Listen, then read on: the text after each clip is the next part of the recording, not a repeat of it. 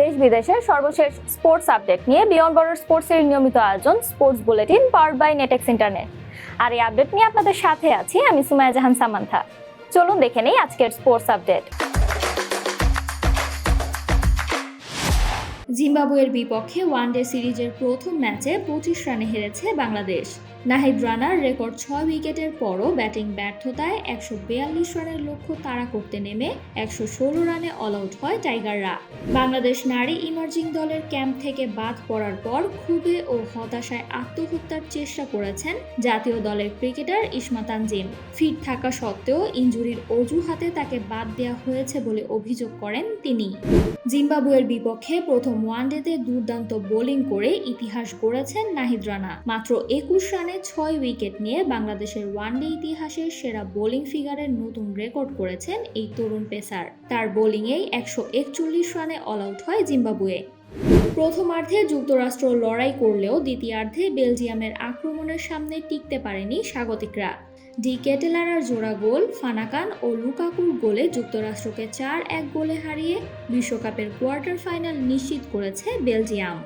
বিশ্বকাপের শেষ 16 থেকে বিদায় নেয়ার পরেই দায়িত্ব ছাড়ার ঘোষণা দেন পর্তুগালের প্রধান কোচ রবার্তো মার্টিনেজ। বিশ্বকাপ জয়ের লক্ষ্য পূরণ না হওয়ায় জাতীয় দলের সঙ্গে এটাই তার শেষ ম্যাচ বলে জানান তিনি।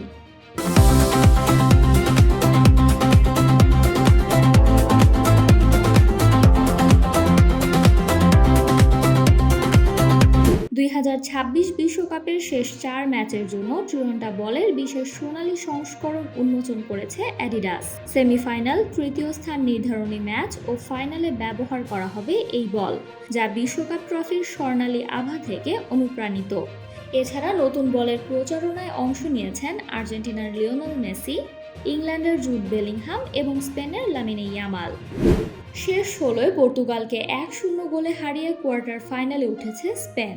আর এই জয়ের পাশাপাশি টানা ষষ্ঠ বিশ্বকাপ ম্যাচে ক্লিনশিট রেখে নতুন রেকর্ড গড়েছে স্প্যানিশরা।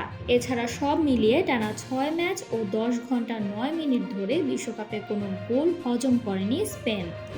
বিশ্বকাপের শতবর্ষ উপলক্ষে প্রথমবারের মতো 3 মহাদেশ স্পেন, পর্তুগাল ও আফ্রিকার মরক্কোতে বসবে 2030 বিশ্বকাপের আসর। এছাড়া স্বাগতিক হওয়ার সুবাদে বিশ্বকাপে সরাসরি খেলা নিশ্চিত করেছে 6টি দেশ: Spain, Portugal, Morocco, Uruguay, Argentina এবং প্যারাগুয়ে।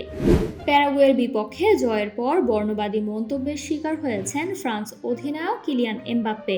প্যারাগুয়ের এক সিনেটরের মন্তব্যের কড়া প্রতিবাদ জানিয়ে পাল্টা জবাব দেন এমবাপ্পে।